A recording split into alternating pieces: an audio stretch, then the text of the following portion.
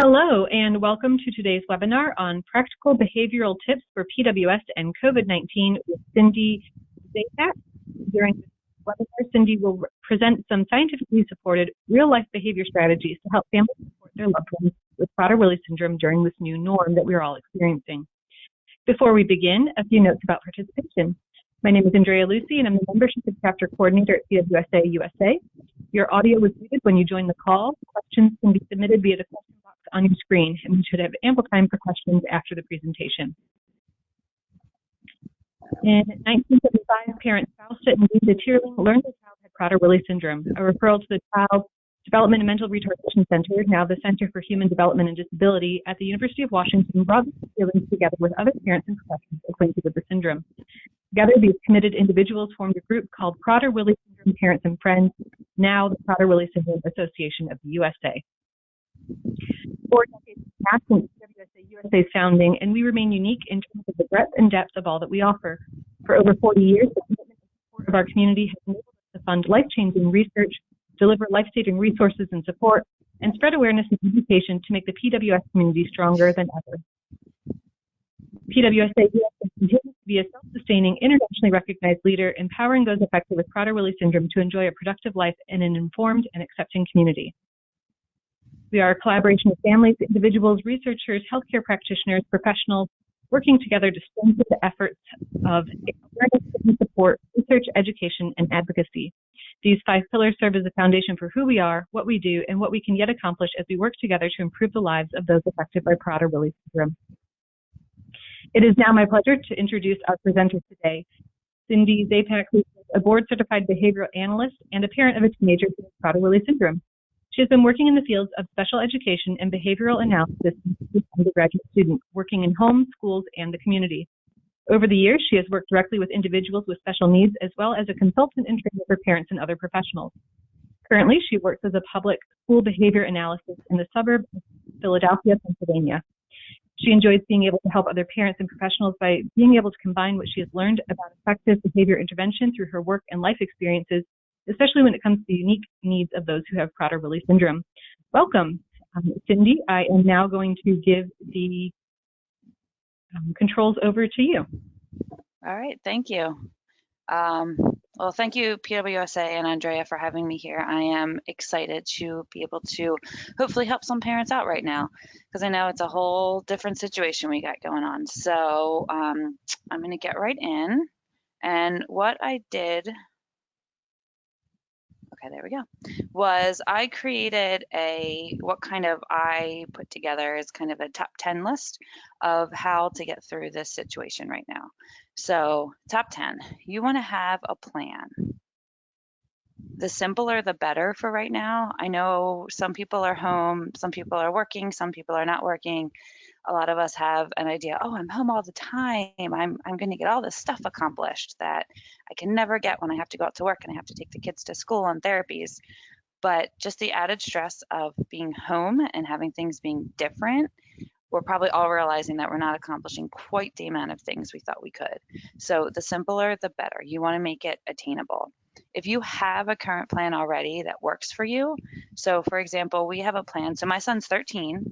So through the years, it has morphed. As he's gotten older, our plan has gotten to become a little looser because he knows what's expected and he knows what the consequences are going to be and what he can earn. So throughout the school year, we have a plan where in the morning, once he's done eating and getting ready for school, he can watch YouTube until the bus comes, but he has to earn it. And that's based on his behavior from going to bed the night before through the morning. And then he goes to school, and then he comes home and has a couple hours for the rest of the day, and he can earn YouTube again after dinner, again, based on his behavior. Well, now we're home a lot more than we were.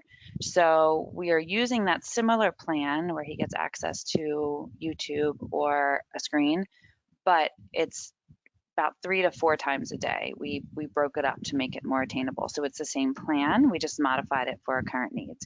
And if you don't have one, I highly suggest trying to create something. There's really no right or wrong answer here. You want it to work for your family. It's probably going to take a couple tries. And again, start simple, but having a plan and following it, giving it a try for a couple weeks and making tweaks here or there is really going to be helpful. So number 9, we need to accept what we can and cannot control. So right now there's a lot that we cannot control, unfortunately. But what we do know when it comes to our children and behavior, we can control environment, but we can't control behavior. I'm sure many of you have experienced that, trying to change behavior and may not work. We just can't control it. But we can influence the behavior that our children engage in by manipulating what we see in the environment. So I have 2 pictures here. On the left, you'll see what kind of just looks like a mess, right? You see some crayons, glue. Maybe you guys can make out that there are 2 piles there. So this is my house, and this is actually what is in our dining room that has come up as part of our current plan that we didn't have before. So the pile on the left with the glue and the art stuff is for my son who has Prader-Willi syndrome, and the pile on the right is for my other son. I also have a 9.5-year-old boy who's home with us.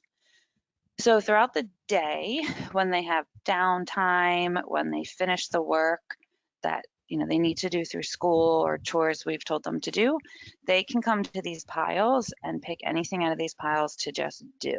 So on the left, you'll see the glue and lots of different art projects because my son can sit down and cut and glue and paste all day.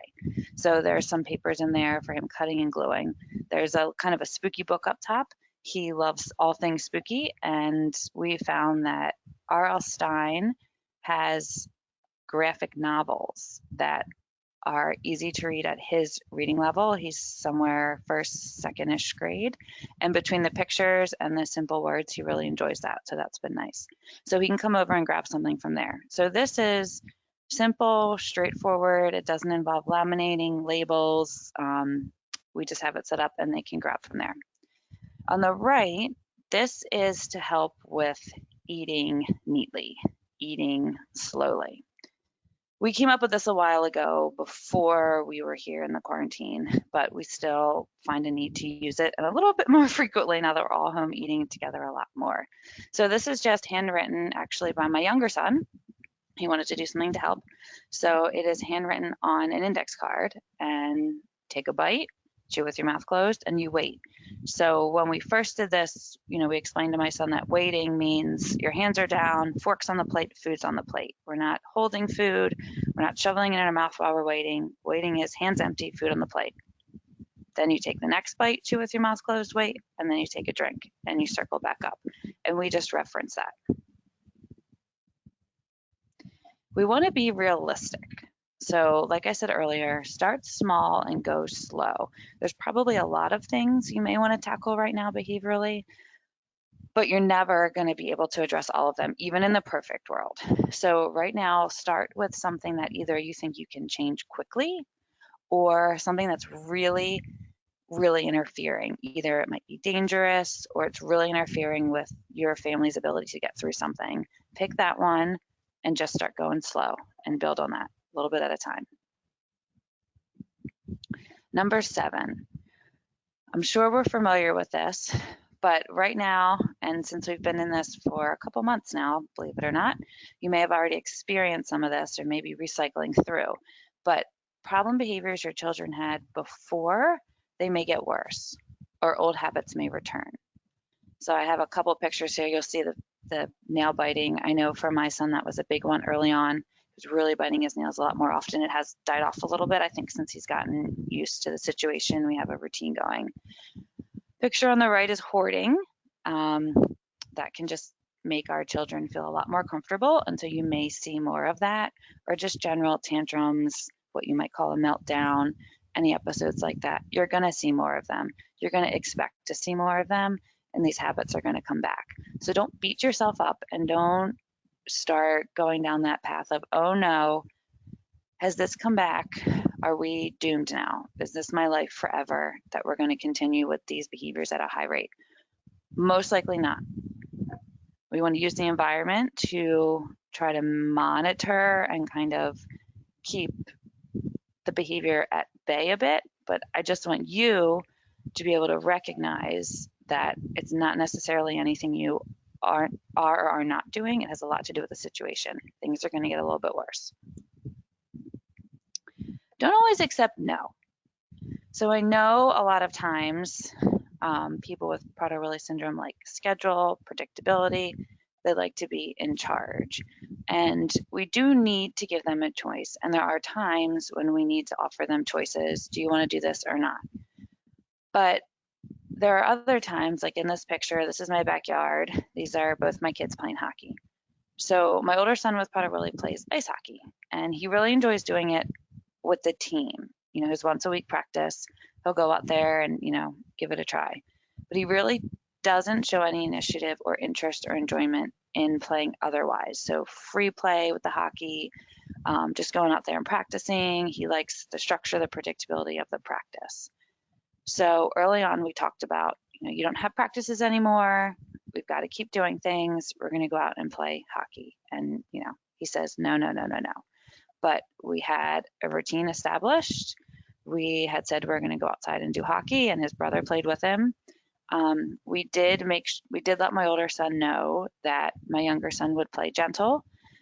My older son plays ice hockey, but he does not get in the middle of things. He likes to stay on the outside.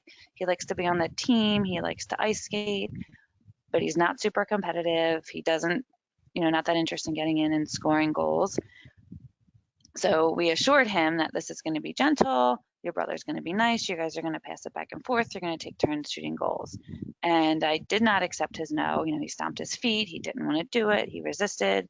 We moved on. We played.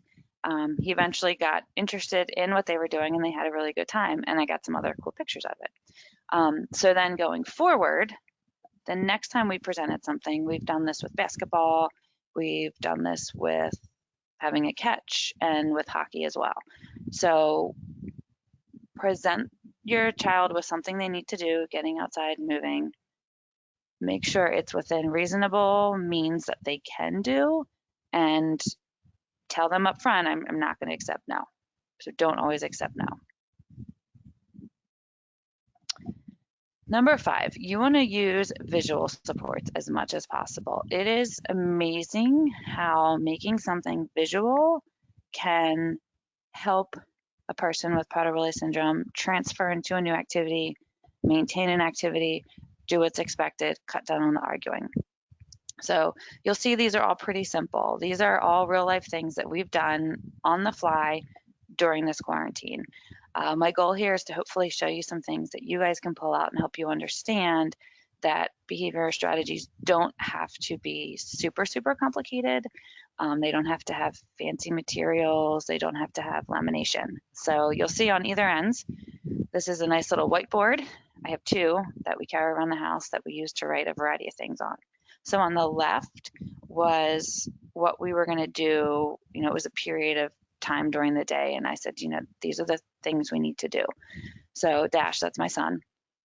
So first he was going to have a snack and he was listening to music. Then he was going to do his workout, and then he got his hour break. And he said, okay. And then he went through it. Now, again, he is already very well versed in the use of schedules and what they mean, and that when it's written down, it's going to happen. And we've also learned through the years that it makes it easier for him.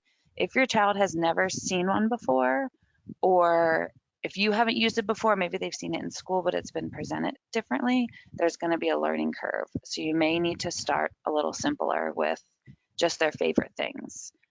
You know, if they don't like to work out, I wouldn't start it with a workout, or start with the workout and then 2 of their favorite things afterwards. The one in the middle is just to help with kind of brain breaks and moving around. It was kind of cold up here when the quarantine started, and we had a lot of rain, so we had to get some movement in. So we just called it movement math, and we use a deck of cards. You guys may have seen this before. You pull out the deck of cards. If you pull out a diamond, you have to do cross jacks, and then if it was an 8, you had to do 8 cross jacks, and we would pick 5 cards. So we have that out for them to do. And then the one on the right is for helping my son monitor question asking. That is something that we personally saw increase substantially in the beginning of this. It's kind of gone up and down throughout it. And what was interesting, so during breakfast, I just pulled this out. It was just so many questions that morning. I just was thinking, I can't have the whole day going on like this. And me just telling him, stop asking questions isn't going to work. So I I wrote up top, questions. Your goal is more statements than questions before you can go on to the next thing. And since this was breakfast, the next thing was his iPad. So every time he made a statement, I drew a tally. And every time he asked a question, I drew a tally. And it was really, really neat to see. He wasn't quite sure how to make a statement. I'd say that was a question, and he'd say, what are we having? And I said, well, what is a question word? Remember, that's a question. And I would draw another tally line, and I would have to kind of feed him statements he could say instead. And this was motivating for him. And typically what would happen is the question side would start filling up, and he would see that, and then he'd start trying to make statements. And, this was really helpful. This isn't something that we do or can even be maintained all day nonstop. We'll pull it out periodically, either if we want to sit down and work on it, or I find breakfast morning time to be when it happens the most, and it's quieter. My other son sleeps longer, so we'll do it then. And it kickstarts the day, and it's again a visual for him. He asks a question, a tally goes on the question side, he makes a statement, goes on the statement side. It was really interesting to see.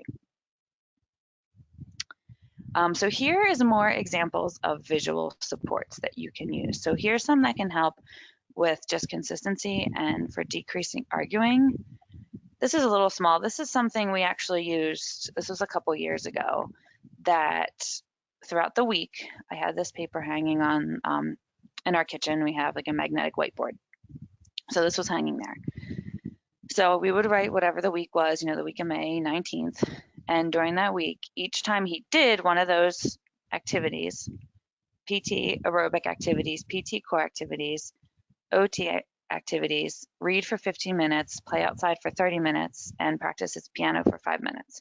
So when that happened, we would just make a mark in one of the columns. And by the end of the week, the goal was to have all the columns filled out.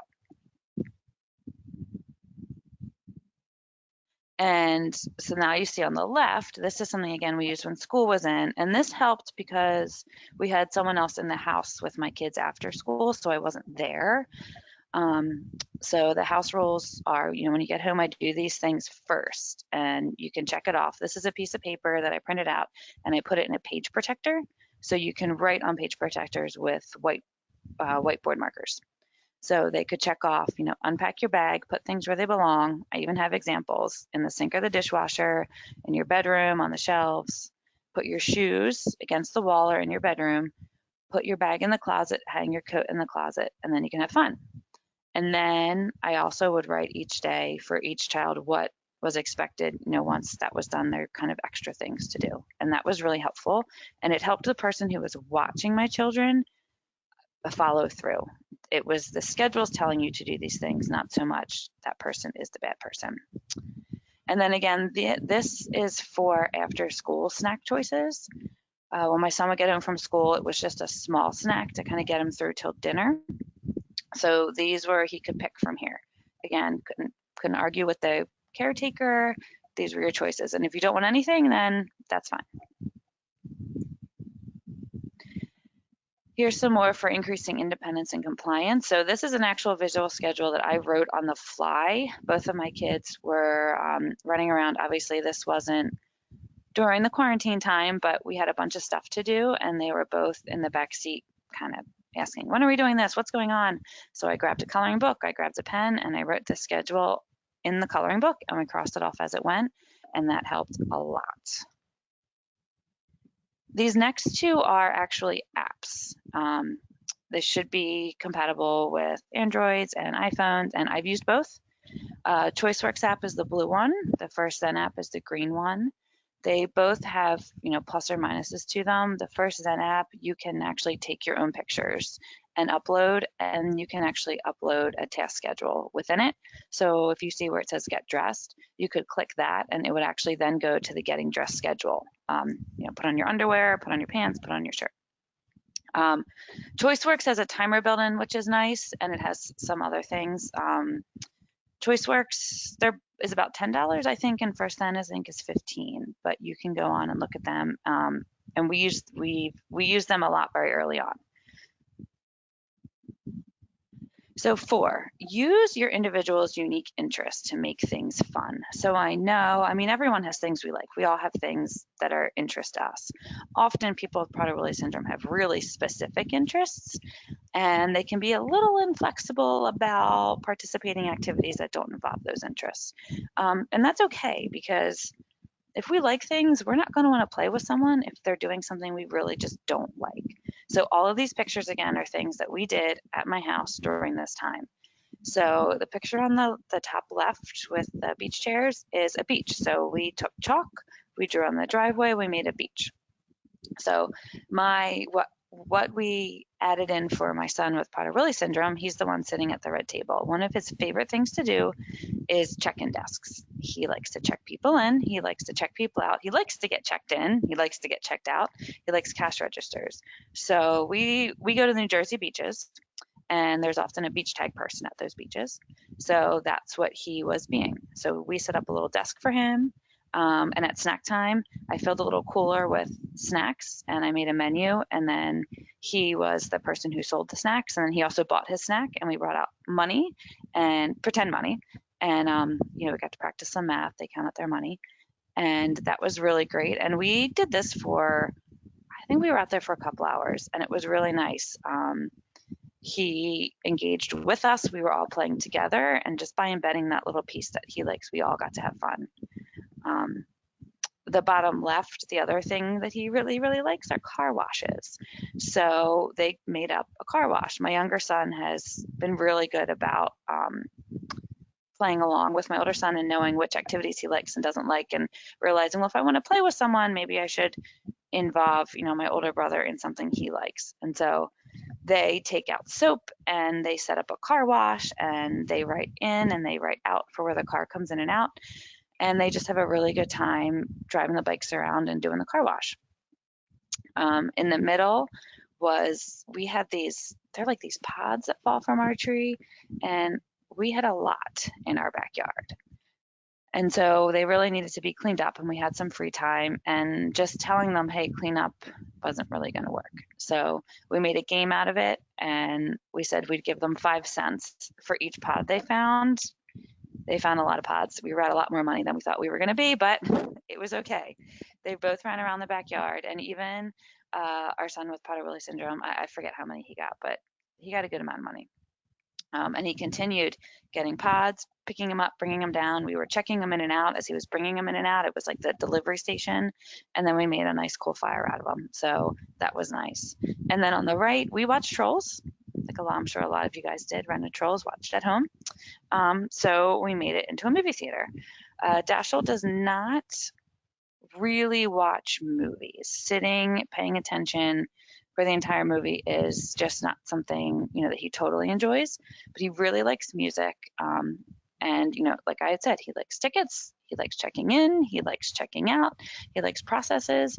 So we set up our snack bar. So that was our bubbly water and our flavored waters. And we each had our little snack pack that we could buy. We set that up, and we have a little kind of bar area on the outside of the living room. So he stood at the window, and he sold the tickets, and he checked us off, and he told us where to sit. And then we walked over to my other son, who clicked the ticket, and then we sat down and we watched the movie. And he watched for about 45 minutes, and it was just fun working together. Him and his brother worked together to set it up. They worked together to make the tickets, and that was a nice little activity. Number 3, you want to stay consistent. This is a good general rule across the board, but we want to stay consistent, and you want to set limits, and you want to stick to them, and then you want to reward for sticking to them. So this is another one where within this time frame, your limits may be different. How long you expect your child to do something may be shorter, or the quality of what they do may be different. Obviously, if your child engages in something that can be harmful to themselves or others, that's going to be non-negotiable. But for some of the other behaviors that interfere a little bit, or just, kind of are bothersome, just think about what is an acceptable limit right now. What can we really do? So what we have here is the daily schedule that we're using with my son. And so what I did was, the school he goes to has a pretty strict positive behavior system running. They have a whole host of things that they're working and earning throughout the day. So I know what his sheet looks like. So I modeled this sheet after the one at school. So it's good to kind of think about what did we do at home beforehand, or what do they do at school that they already know and are familiar with, and then adapt it to what you need. So the one at school is a little bit more intense than this. But again, we're at home, we're during quarantine, we're not at school, we're not going to be as intense. So on the left is the expectations. So it says, did I use a strategy or accept help when I needed it? Now, these are all categories that either they're very similar to ones that are on his school schedule. They're also words and phrases that we use at home and he knows already. So if you're going to make something, they've already got to know what that means. If he didn't know what using a strategy was, you would want to take some time doing that first before you were to expect somebody to use it. Then the second one was I flexible? And some examples are asking questions and compromising. I put asking questions there because a lot of times what happens is, kind of with both of my kids, but he'll just say no or make statements back rather than asking a question, asking, can we do it this way instead? Can we change a little bit? That's what being flexible would be. So that's what we were working on. Did I listen to the other person? So I don't know if you guys get this, but a lot of times before we're even done talking to him, he's already saying what, or asking us a question about what we said before he's even processed it. So he can ask a single question no more than 2 times, and he has to wait for the person to answer. So that's what we were looking for. And did I do what I was told? So did I say yes, okay, or another positive word? And did I start doing what I was asked within 3 seconds? So those are the 4 areas we were really focusing on. So you can see up top, breakfast, morning routine, and then there's the free time. So that's the same every morning. So I have that typed in. After that, the schedule changed a lot. It depended on the day. It depended on what was happening. So again, this has morphed over time, and actually we have one that looks a little bit different now just based on our needs, but it's very similar. So we handwrite in the activities, and then when the break came, you'll see towards the end, I just colored over it. Just colored over it. Here's the break. There's a 10 up top. You need to have 10 yeses. Each yes equals a point. And like I said, that's what his system at school looks like already, so that's what I used. If they had check marks or smile faces, that's what I would have used. So at the end of breakfast, we just review it, talk about it, add it up. Down the bottom, he had 8 from the night before, because like I said, he starts earning, once he's done his iPad the night before, for the rest of the night, he's earning points for the next day after breakfast and morning routine. So he needed at least 13. He got it. He had 15. So it says here, did I earn at least 13 yeses? And that was a yes. So if you get a yes, it means he can do any activity as his choice.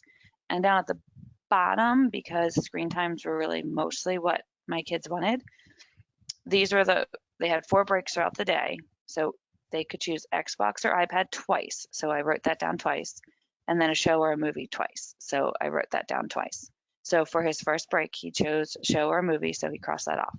So for each break, whatever he chooses, he'll cross it off. So as the time's going, he can see what is going there. And I just limited them because we found too much access to the same thing can create some problem behavior as well. So we need to limit the amount of times he would access those things.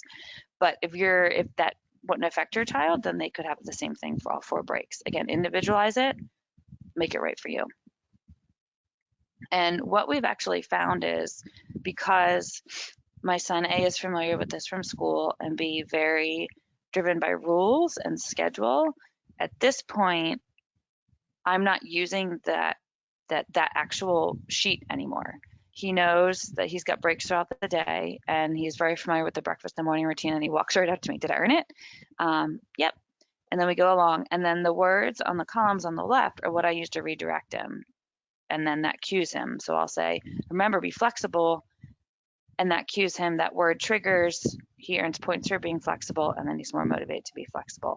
So if it seems kind of daunting that keeping up with this every day all the time might be a lot, it could be possible that over time with the schedule and how it's working, you can have less breaks throughout the day. It can be more general. It can go out that way.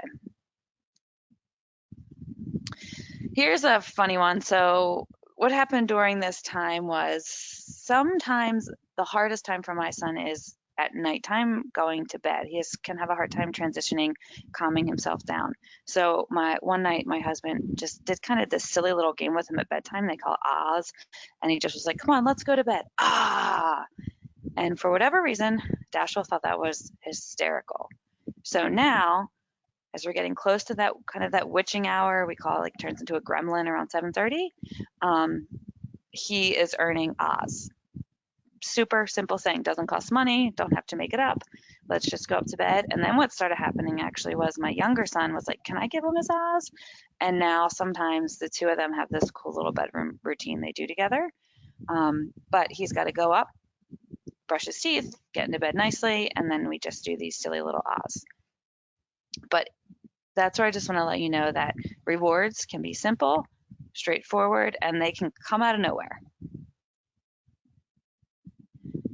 We also want to catch them being good. So I'm sure people have seen this before, this simple marble jar. So this again is something we did. Now we did this years ago, but it was really helpful. So they each had a marble. You know, if your kids were, say, like Jack and Sam, Jay's jar and S's jar, the marbles are empty. And throughout the day, when you catch them doing anything on this list, just throw some marbles in the jar. When the jar is full, here Joe wanted a Pokemon set and Sam wanted to earn a game. So when the jar was full, they earned the game. So the consensus is on earning, and we're paying attention to them being good, and we're not giving a ton of attention to the negative things. And these rules, how I earn marbles at my house, was written on a large whiteboard in a central room in our house that we were in a lot. So it was always there. They could always see it. We could reference it. And here's a couple more examples. This is a really simple one. Again, I just kind of want to show you guys simple things. So getting my son to wear the CPAP, he wanted to earn a fish. He wanted a dog, but that seemed a little bit much. So he wanted to fish, and what I did was I just printed this off. It was a fishbowl with a bunch of fish pictures. He colored it in. We glued the fishbowl on. For every night that he wore his CPAP, he got to glue one fish into the bowl. And then when all the fish were in the bowl, he earned the fish. He did earn the fish, and 3 years later, we actually still have the fish, surprisingly. This one is a little bit more complicated, but similar to that first one you saw, we wrote the activities on the left column and the expectations on the top. And what we did here was, if he engaged during the activity, so say during the movie, if he was touching someone a lot, if he were to engage in not keeping his hands to himself, we drew a tally mark. And then at the end, if he didn't have any tallies, we colored the block in red. If he had 0 or 1, we colored it in red. If he had 2, we colored it in yellow. And if he had 3 or more, we colored it in blue. And then we attached a point system to the colors. When we did this one, this is for a child who may not have quite understand number concept, or, 4 yeses equals 4 points. For some people, that's just difficult. It doesn't mean anything. So here, as we colored in the blocks, he knew his goal was to have a lot of reds, a couple yellows, and no blues. And we stopped drawing tallies after 3 because it became reinforcing. He would engage in problem behavior to make us draw a tally. So this is an example of how you could make it a little bit more simpler for somebody who may not understand the idea of points or adding. So this is a self-monitoring system called the Self and Match. It's got some research behind it. It's really nice, but you can go to the website selfandmatch.com, and that will tell you about the whole system. For someone who's going to implement that system, you should really have the handbook and be trained in it. That's not what I'm going to tell you about today. They created a version called the Self and Match Brief. So this website down here, The website down there is the link. So I'm going to see if there's a way we can maybe put this on PWSA's Facebook page or email it out so you guys can click on that. But that link is a very family-friendly version of the self-and-match for using it at home. Super simple. The self-and-match is a system where, very similar to the 2 other point sheets that I showed you, what you want the child to do is written there. The activities are written on another spot. And the difference is it creates accountability. So when the activity is over, first the child rates yes or no. Did I do this or did I not? They do it themselves. Then the adult rates yes or no. Then the child earns 2 points for yeses, 2 yeses, 1 point for 2 no's, because we want to teach accountability. Okay, you made a mistake. We want you to own up to it. I want you to say, yep, I made that mistake and I'll try harder next time. And then they earn 0 points if it's a mismatch. And then, the same thing, you assign what the points equal, what they're going to earn, how they're going to earn it. So this is a really nice system that a lot of people have used in. If you're on Facebook, there is a Facebook page and there's videos on how to do this. Actually, the creator is using it with her kids, and so she keeps updating it on how it's been working for them. Number 2, give yourself a break. I'm sure everybody hears this. Everybody says they should do it. We don't know if everybody does do it. This is me in the backyard. Got my feet up. One of the things my son likes to do is, sticker books, turn pages in books, look at books. And that is something that he enjoys and something that calms him. It's also something that if he were to do a lot would really bother me, because I would feel like he could be doing something more meaningful. He's capable of playing hockey or he's capable of building with Legos. But we have to remember that during this time, we all need to chill. So he came outside with us and he was on the chair with his stickers and his books and doing the things that he enjoys. And I sat there and I didn't let it bother me, because I knew he needed a break. I needed a break. This was recharging for all of us. So don't feel bad if your child may be doing a little bit more of those repetitive activities, if it ends up making things easier throughout the day. And finally, respect the Prader-Willi syndrome. So I give credit to Barbara Haas-Givler. She is a board-certified behavior analyst in Pennsylvania. She works at Geisinger now, and she used to work in the Prader-Willi homes at Elwyn. And she presented this years ago, and I just thought it was perfect. So there's aspects of Prader-Willi syndrome that we just aren't going to get rid of. We can work to minimize, and we can work to help our individuals with Prader-Willi syndrome maximize their ability.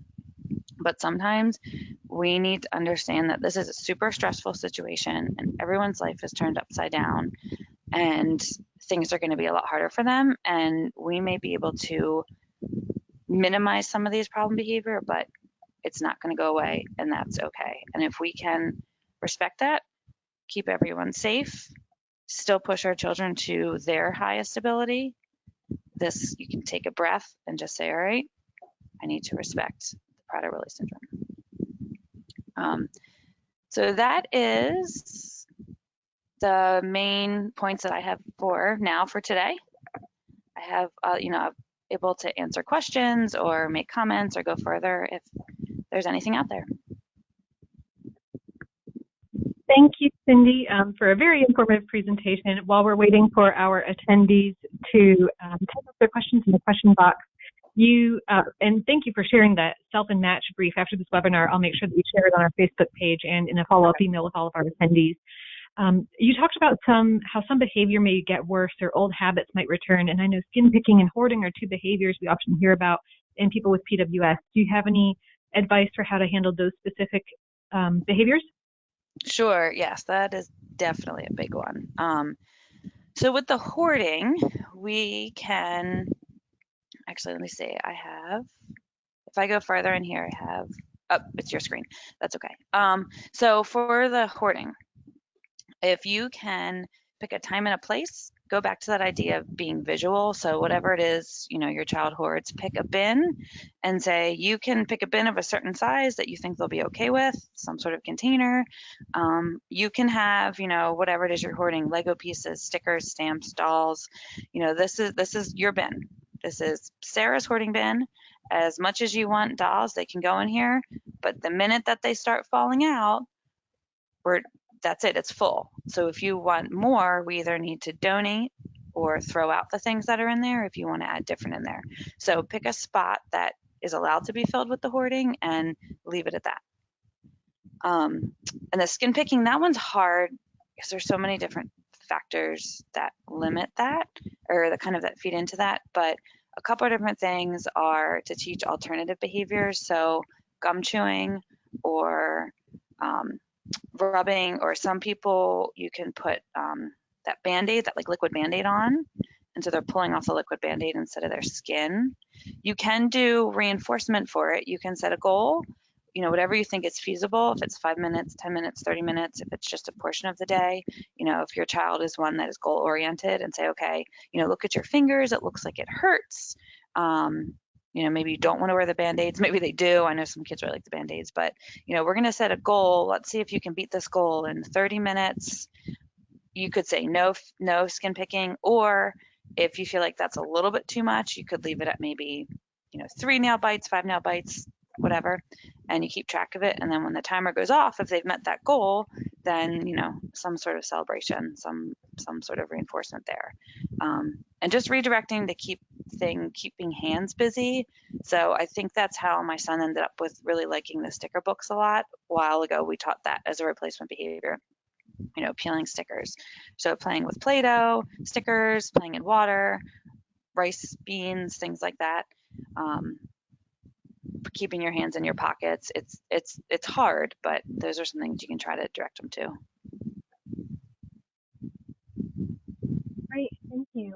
Joanne and Steve would like to know if you could talk more about using the strategy, particularly for younger kids, like a 5 to 6-year-old.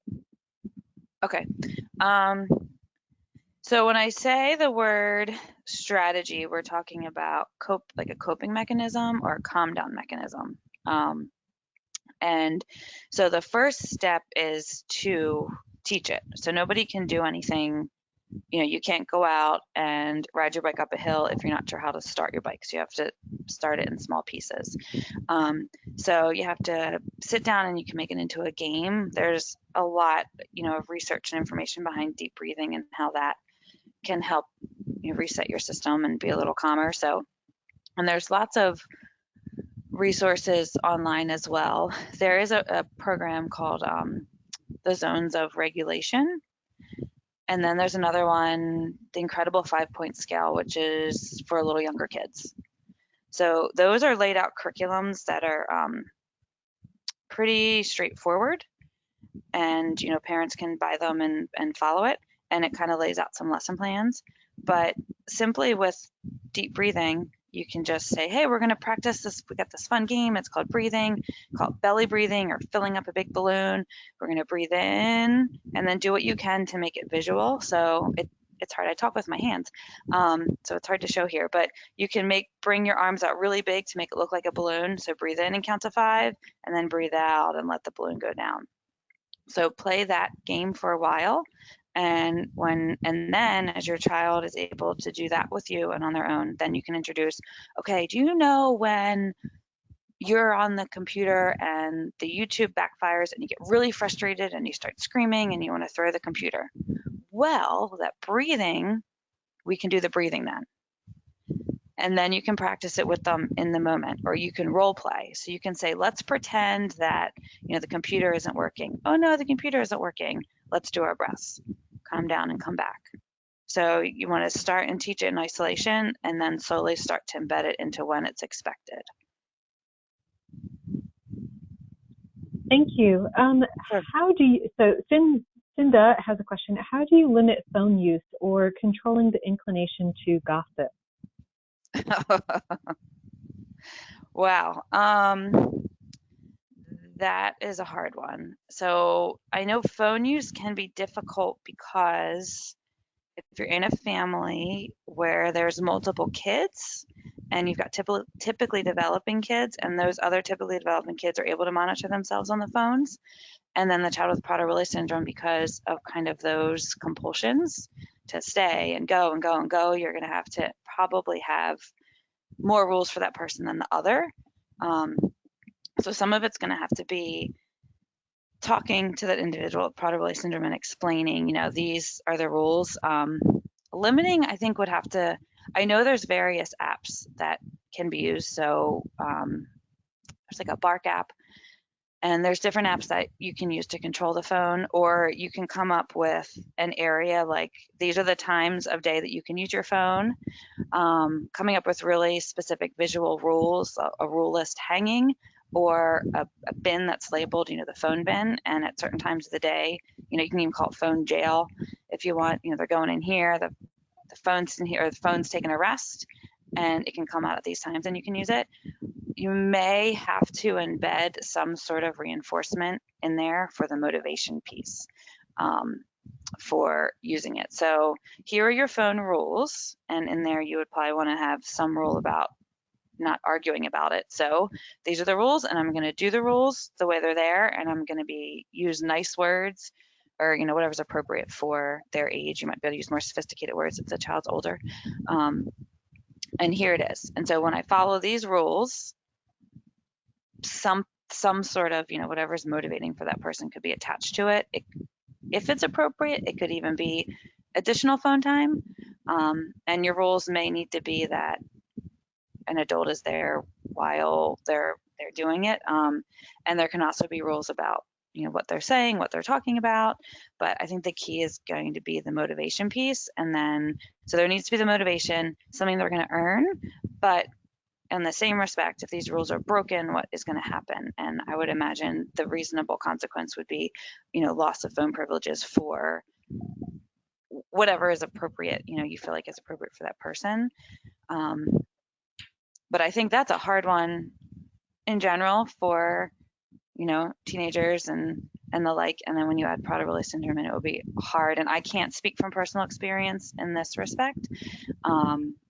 So I'm just kind of thinking theoretically what would work.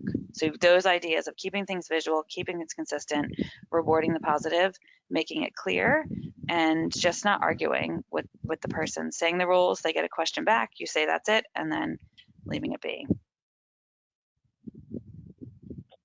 Thank you. We have a question from George. He would like to know, how do we address adults with PWS who have had all of their external activities shut down or taken away by the quarantine? Wow, that's tough. You have to be creative. So I would think about those slides of incorporating their interest, whatever their unique interest is. I know that's the way, my son is not one who loves sports or moving, and typically that's how we got him to first ride a bike. We set up check-in desks at various parts of our street. They weren't desks, it was just my husband in one spot and me at the other, and he would get to check in like 10 times back and forth. So you're probably gonna have to get really creative. You're probably gonna have to have it schedule driven, saying either it could be every day at 10 o'clock we do this, at 10:03 exercise time. In bed choice as much as you can. So there's lots of videos on YouTube. There's lots of videos on YouTube that you can Google all kinds of things, workouts, that type of thing. You can just write a list and have them go through the list, set a timer. If it's, I don't know what the weather's like. If it gets too hot, I know that's a problem. You need to stay inside and do some exercise. But just get super, super creative. Like it could even be, a lot of people with Prader-Willi syndrome like to be helpful. And so embedding movement in any way. So if something has to be moved, something has to be moved from room to room, or even if it doesn't have to be, say, hey, I have these books in my bedroom and I really need to get them, to another spot in the house. I really need your help, and make it a big deal. And so they can help you move the books back and forth and back and forth. So it's not, hey, we're going to exercise and we're going to make you run on the treadmill for 10 minutes, because that's probably not going to happen. But I'd get super creative.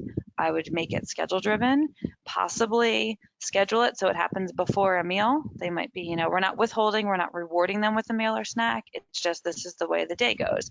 We're going to do, some puzzles, we're going to watch a show, then we're going to do a YouTube video, and then, oh, look at that, and then it's snack time. So those might be ways to help, and start small. So you may think, if this person's not used to, I don't want to say forced exercise, but physically too, if they're physically not used to moving as much, or if they're used to moving a lot but maybe not as long, and you think that they're capable of 30 minutes, I might make the first couple sessions 15 or 20 to get that buy-in. And then over time, you can make it a little bit longer. And again, you can use rewards. They could have, whatever's gonna, obviously not food related rewards, but other than that, some sort of reward they could be working towards. Here's your exercise chart. There's different charts you can find on the internet if you just Google like motivational exercise charts, that are fun little charts, little paths or little monsters or something, or just, big squares. And when all this is filled in, so they mark it off every day they do their exercise. And when it's filled in, whatever the thing would be that they could earn. Thank you.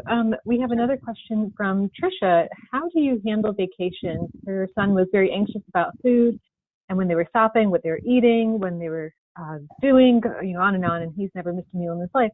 So vacation is supposed to be a relaxing time, and they're trying to figure it out as they go. So any advice on how to handle vacation?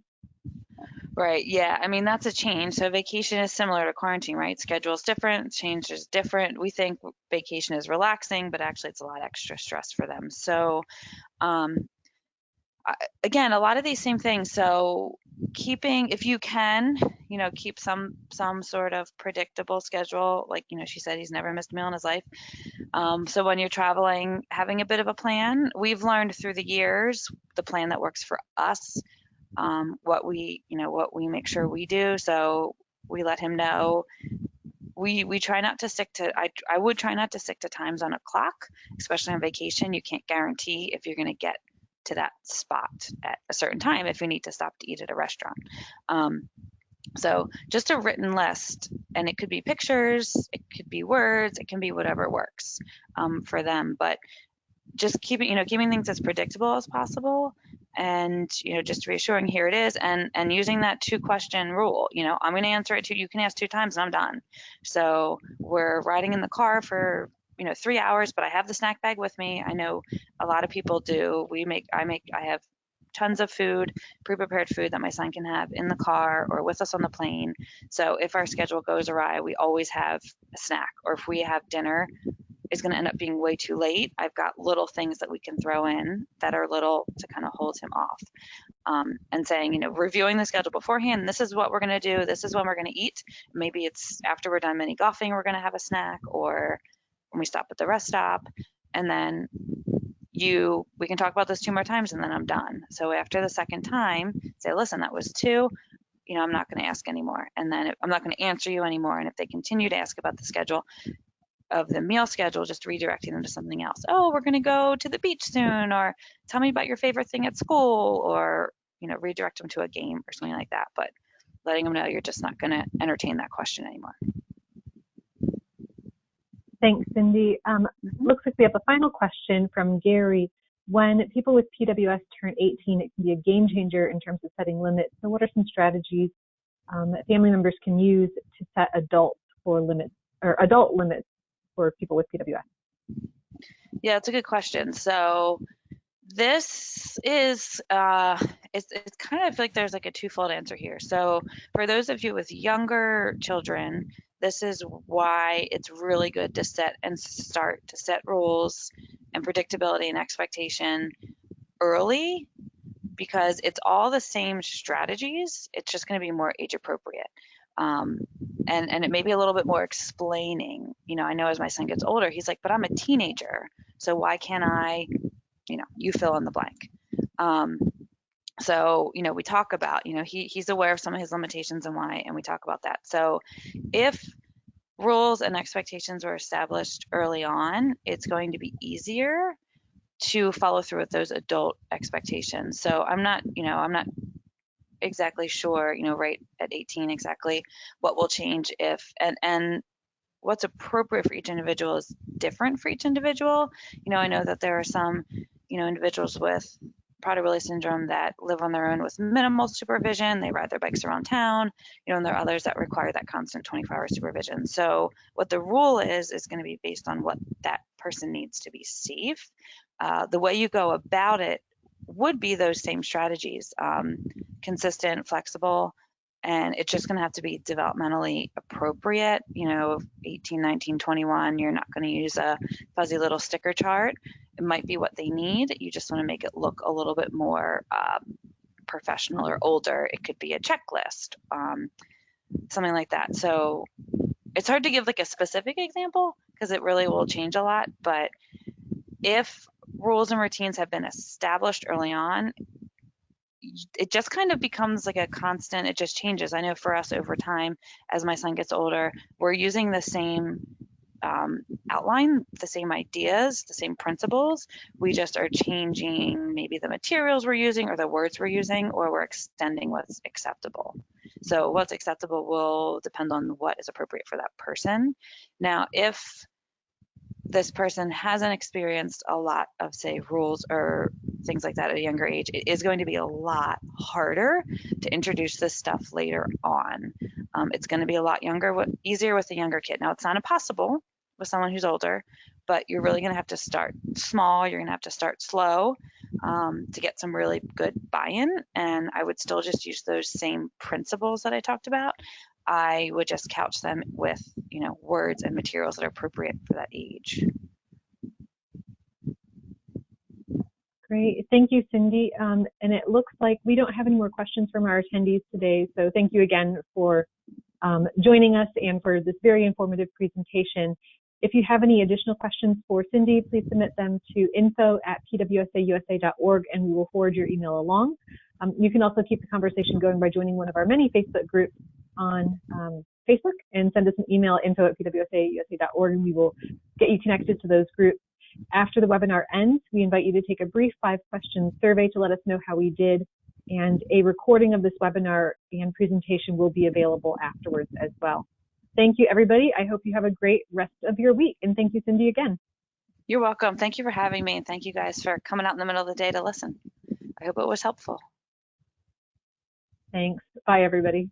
Bye.